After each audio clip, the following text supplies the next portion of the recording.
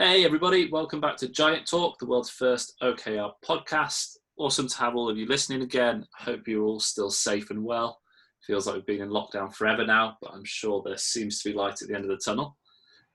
This week I am joined by Richard Knight from Agility Technology. Richard, welcome to the podcast. Morning or afternoon, Lawrence, and thank you. And hello to all your listeners. So today we're going to be talking a lot about company culture actually, and the pretty interesting journey that you guys went through at Agility Technology with your culture and your values and how that's interplayed with OKRs. But before we jump into that, just tell us a little bit about yourself, Richard, and who Agility are and what they do and, your role there. Okay, thanks. So I'm from Johannesburg, South Africa. I am the CFO of Agility Technology Group. I hold a Chartered Global Management Accounting qualification from SEMA, and I'm studying towards my MBA through Henley Business School. Oh, very nice. Yeah. And Henley Business School is obviously based in Reading, and there's a South African campus this side. But everything's pretty much virtual at the moment. Interesting. I didn't know there was a South African campus. I was actually born in Henley-on-Thames. Okay. Obviously where Henley Business School is based, but that's cool to learn that there's a South African campus as well. Yeah, it's got a really good name down this side. Yeah, absolutely. So tell us about Agility then. Yeah, so Agility is a group of 7 tech businesses focused on retail and supply chain and utilizing AI, IoT, and cloud computing to provide services to our customers, and really to become a technology partner for our customers and to enhance their operations using smart technology. And Agility has been around for 30 years, and we've really in the last 5 years pivoted into our focus on fourth industrial revolution technology. Interesting. Okay, so what does that mean? So for us, in terms of the pivot, we were purely focused on what would be termed not really sexy type of IT ecosystem. Sure. It would be the retail, sort of the environment, running the retail environment from a point of sale to the back office, transactions. So really systems around that, and systems that run supply chain from a warehouse management and fleet management perspective. As part of our growth and what we saw coming in terms of 4IR, we wanted to change that focus in terms of creating customer experience. So we started building a whole lot of new applications that would enhance customer experience for our customers. And on top of that, we looked at building out our own artificial intelligence division or data science team. We acquired a business in AI, and we've also we've purchased business in the Internet of Things, but more focused on the actual cloud platform. And really what we wanted to start doing is bringing all these new technologies of cloud computing and IoT as the devices, bringing in this information, bringing it to a platform, and then using data science really to start bringing out the clever information you can from that data and being able to provide new use cases for customers, providing visualizations for them, and really starting to help our customers get to know their customers or understand their operations better and become more efficient. And that's sort of where we see going forward. And as we're growing, we're finding more businesses in this ecosystem that's helping us to enhance sort of that digital transformation for the market. That sounds really interesting. That's an exciting space to be. Mm. So when did you guys first come across OKRs, Richard? So I was introduced to the thinking and this type of approach by my coach about 5 years ago. And right. She's actually now our COO. And she really believed in this performance management approach. Mm. And I've bought into that. Well, I bought into that 5 years ago. And I really do strongly believe in being able to set objectives and focusing on those key results and measuring them and holding people to account accountability in terms of those objectives. Absolutely. So, I mean, 5 years, you guys must have, seen every benefit from OKRs just about possible, but also probably made every mistake that you can make with OKRs as well along that journey. Yeah, and especially for us, especially the management team being quite young, that took over quite about 5 years ago.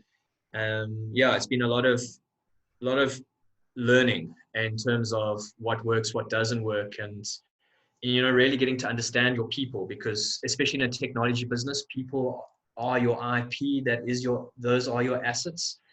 And to become successful in business and to create a great brand out there and to build on your relationships with customers, you have to have good people, and you have to have people that believe in the business too. Yeah, I completely agree with that.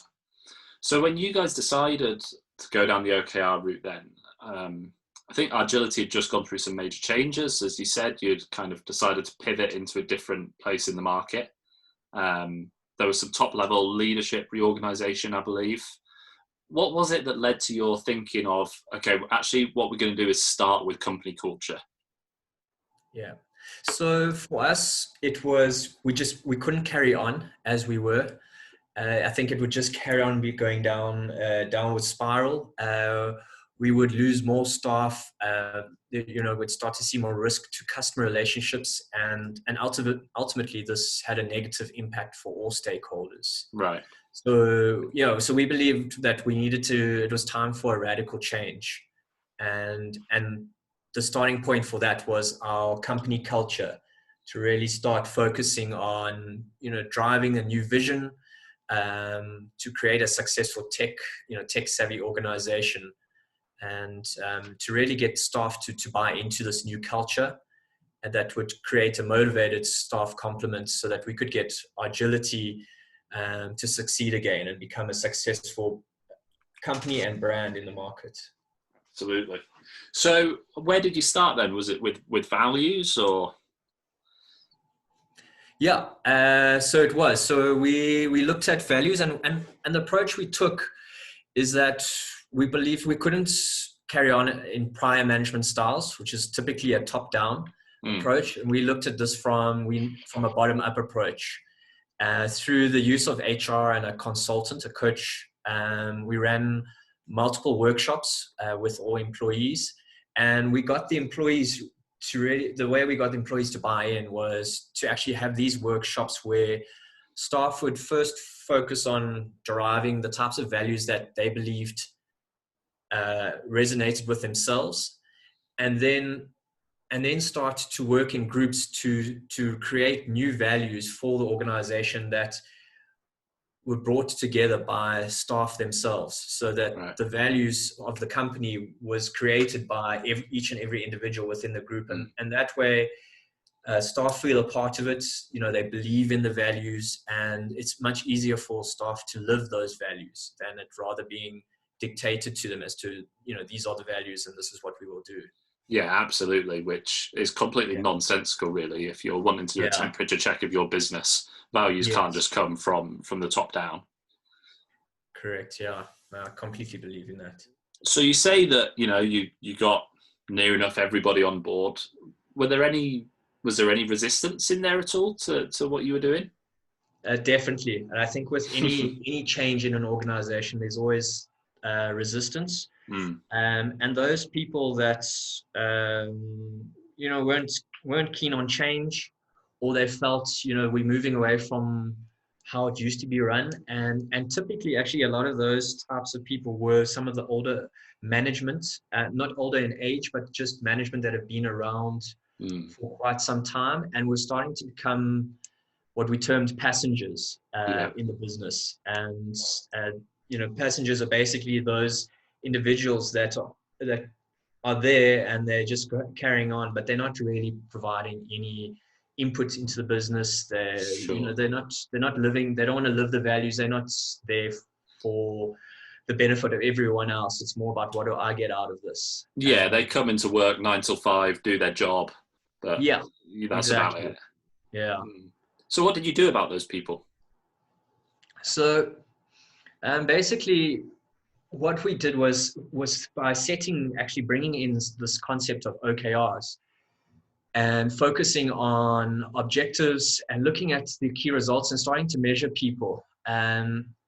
You started to see those that were resisting it and starting to feel uncomfortable and actually not really meeting their results. So you end up almost performance managing them out the business. And it was one of two things: the performance management of them out the business, or the fact that they actually started to look elsewhere because, well, they didn't feel comfortable anymore, and they felt that, there's not a place where they wanted to be anymore. Yeah, and I think it's worth pointing out just at this point that for our listeners that that's okay. If you go through this sort of large organizational change and you're doing it for the greater good, it's okay to let people move on. This isn't always going to work for everybody. Yes, correct. Yeah, it's not, and there will always be cultural differences or understandings, or I think it's just part of, as you say, part of change. Yeah. Change is good, and not everyone likes change, or the change doesn't always suit everyone, and then that's fine that you look to move on. Absolutely. So how many employees were there with Agility whilst you were doing this work? At that stage, there were about 150 employees. Okay, so a decent number then. Yeah, and in having to run these multiple workshops, it was across South Africa, so it wasn't just in Johannesburg. We have an office in Cape Town, so yeah, it wasn't the easiest. So how did you refine what came out of those workshops, in order to actually arrive at a set of values? Yeah, so as I said, through the assistance of HR and the coach, and the plan that we had put in place to move from identifying those values, as I mentioned, that resonated with the employees. They selected, I wouldn't say I would say everyone selected a handful of values that they believed in for agility and what that would stand for. And we then took that and created an anagram, which we call EPIC IT. And each of those 6 letters stand for our key values. And it was about basically really driving those values and having a lot of focus on living those values. And I think that's how we refined from the workshop and all the ideas and sort of the growth that happened in there to get to a basis of, well, these are the 6 values that, everyone came up with and agreed on, was part of. That sounds really interesting. So you've managed to use those values now to start to kind of drive your culture model forward over the past 4 or 5 years? Yes. Yeah. So I think one of the problems that every organization will face is over time, there will be a loss of engagement. You will find setbacks going through that. But I think if you stick to the reason you wanted to create those values and become innovative in how you keep engaging with staff and giving staff the ability to feel responsible for the success within the business, then I think you can carry on being successful, and staff will still believe and buy into the values. Absolutely. So what were some of the setbacks that you saw then? Definitely loss of engagement. That's probably a key one in any change management over time, is that engagement does start to drop. And I think with anything, you get busy and you get involved in business, and I think you need to take a step back and realign. I think accountability through the organization, you would start to lose that in certain areas, in certain buckets. So I think those are some of the typical setbacks. You'll never have a completely happy complement of staff throughout all the time. No, I think that's a fair point. Okay, so what benefits have you seen then since you went through this culture and values exercise 4 or 5 years ago? So we've definitely seen an organization that's become more innovative. We've created leaders rather than having managers. and we've been able to break down the barriers between staff and management. Mm. We've definitely seen that through this way of work that we've been able to give staff responsibility, and you can see how staff thrive on having more responsibility and being able to work, create a team environment, team working environment. For us, we always talk about the Agility Technology Group family, and I think that's really important, is that we've created this family environment through this change of culture. Yeah. And I think ultimately it benefits a positive company culture, which would drive your high performance attitude. And at the end of the day, all stakeholders are then happy. Your shareholders are happy because the numbers are looking good. Staff are happy. They're being incentivized. Customers are happy. So it's a win-win. So do you think having that strong set of values and strong culture right at the core of the business helped you succeed with OKRs? Definitely. I think it's highly important to have your culture first and right. There's always that thing about culture eats strategy for breakfast. And I definitely believe in that from what I've experienced over the last 5 years, is that if you have the right culture and the right buy-in from staff, they will work together and understand why you want to drive something like OKRs, which if you've got a negative environment, they might see this as another thing that they've been measured on. Management just want to see, what we're doing all the time, and rather than understanding why it's being done, and that obviously also comes from communication and transparency. Sure. How do you hold your staff to account against the values? So it's a two-way street for us. It's an agreement between both the manager and that staff member, or that team. And I think one of the things that's really worked for us to hold each other accountable is the agile project management approach. So we used to have just small pockets of agile many years ago, and now the entire group operates on agile, even support staff. And within agile, you have things like stand-ups, daily stand-ups or weekly stand-ups, and retrospectives. And I think that type of concept, when someone stands up and talks in their team as to what have they been focused on, what are their challenges, how are they going to achieve what they need to achieve in the next week or so. And it really does drive the responsibility of knowing that I'm part of it. I'm part of something bigger, and I can't let my team down. And that works really well with your OKRs. Yeah, I completely agree. I mean, a part of our methodology is very much those check-ins and stand-ups and retrospectives. And, we make no apologies for the fact that we've taken a lot of our methodology from the agile approach where OKRs are concerned, because it works. It really does work. Yeah, it really does. It's a really great project management form that you're seeing more and more businesses adopting, and it's been completely successful in our group. Fab. That's really interesting to hear, because we've often said, and I've often said on the podcast, that it is just applying the agile principle, taking it out of the tech and dev team and applying it to the whole business. But this is one of the first conversations we've had where people have done that whole culture and values piece first, and it's fantastic to hear that the two have integrated for you guys so well. Yeah, and as you say, across the group, so not just our dev teams, but also our support staff. The various teams. It does. I think it really ingrains that way of thinking too around OKRs and being held accountable, but also knowing you're part of this bigger value, or this bigger value chain. And so you do live by your by achieving those OKRs. Absolutely. Yeah. And it becomes part of the team. Presumably, although I am guessing here, have you rolled OKRs down to individual level or just the team level? Individual level as well. Yeah. Oh, you have? Yeah. Okay, that's interesting. I was expecting you to say just down to team level, given how you were talking about the check-ins and things.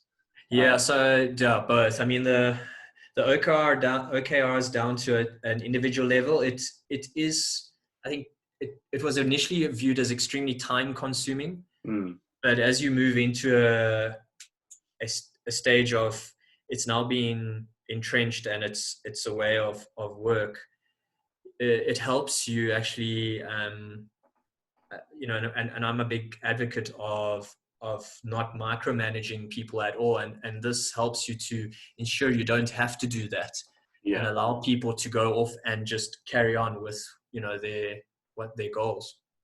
Yeah, I completely agree. And that is another one of the fantastic things about OKRs, really, is providing that autonomy to the team and to the individuals at play. But that is interesting to hear that you've rolled it down to individual level. Yeah. Did you do that from the very beginning? Have they always been down to individual level? No. So before we had performance reviews on a about 5 times annually type of, so instead of just annual, biannual, but 5 times. But yeah, now it's a lot more focused in terms of also the individual bringing that in, so not just a team base. And yeah, you've got to create. I think you've got to be quite creative with it too, especially so that it's not seen as just a pure time-consuming. Yeah, or just a micromanagement thing. I mean, you've got to be very careful when you're taking it as far down as that, for sure. Yeah. But, I think having those strong values and culture in place will also assist with that, because hopefully it helps the team understand why you're doing it. Correct. And something else we did that actually helped this is we created quite a few various forums just to keep that engagement and that excitement, and we created things like a tech or innovation forum for anyone. So it's not just the key innovative leaders in the organization or the group, but for anyone to go and join, and that would be run monthly, where people could brainstorm ideas. We would run a leadership forum, and we actually created a Shark Tank, which is like Dragon's Den, and ran that, and that was actually quite successful. We actually launched the first product that came out of the Shark Tank earlier this year with one of our big top customers in the retail space. That's an awesome idea. Yeah, kudos. And that just keeps your engagement going too, and people wanting to be part of the group. Yeah, and it'll also allow people to know that you take their innovation seriously, I suppose. Because that's the other thing that OKRs can really foster, is that innovation mindset, if you get them right. Yeah, driving success. And absolutely. Cool. So finally then, Richard, what one piece of advice would you give to a company or a business leader that wanted to kick off their OKR journey? I would say start now. And the reason I say this is that often big changes like this, you look to put off because you get busy with something else. But I would say don't put it off just because there's always something else out there that you need to focus on. And as I said, culture eats strategy for breakfast. And so it's important to get your culture right.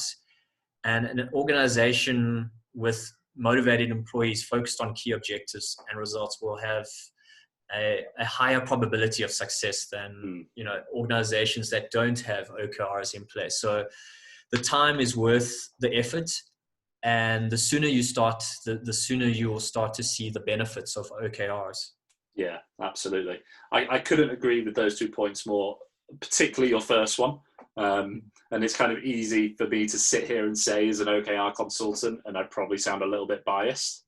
But I would say that 9 out of 10 companies that approach us, and we give them a proposal and everything, and we're ready to start the work, and they say, exactly like you said, oh, actually we're a bit busy now, we can't do it, we're going to do it later in the year. I would say 9 out of 10 of those companies never actually get back in contact with us. And never kick off OKRs. It just falls down the priority list. Because there will always be something, right? I mean, you're running a business in the 21st century, there's always going to be something. So I really like the fact you picked up on that. Definitely just go with it and give it a go. Yeah. And if you're in a big business and you don't feel comfortable rolling it out into the entire organization straight away, pick a team or a department that you could, run a pilot in. Maybe marketing could have a bit more free space to run a pilot in. Or maybe one of your officers, rather than all of your officers, you could run a pilot in. There's always options to, hit the ground running with something at least. Yes, yeah, and you'd learn from any of those mistakes you make, because you're going to make mistakes. It is people at the end of the day you're dealing with. Yeah. And I think what would be very important and what helped us a lot is having a external consultant, like yourselves or a coach or whoever coming in to help, because if you have someone also dedicated and focused on it, it's going to help you implement this. And sometimes staff see and open up more to someone external rather than to their own managers and bosses. And absolutely. Yeah, no, completely agree. Again, obviously quite biased on that point. But that is something that we do see time and time again. Richard, thank you so much for joining us. That was a really enlightening podcast. I'm sure that our listeners will have taken a lot from that. Yeah, thanks very much, Lawrence. I really enjoyed the discussion too. Great. And I wish you and the team all the best. Thank you very much. Same to you guys. And of course, to our listeners, stay safe. I hope you're all well.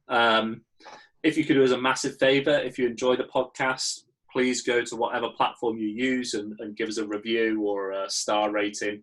All the different platforms ask for different types of things, annoyingly. But we'd really appreciate that. And also just to let you know, we've just launched the first of our series of webinars has just happened. But we're going to be doing those monthly, so make sure you check them out. And we're also doing live podcasts monthly now as well. And last but not least, we've also just created a whole load of bonus content specifically for you podcast listeners, with myself presenting some videos about how you guys can maximize impact with OKRs. And you can find the link to that in the description to this podcast. And you can sign up to that there. So check it out. Let us know what you think. And we'll speak to you next time. This was Giant Talk. Thank you very much.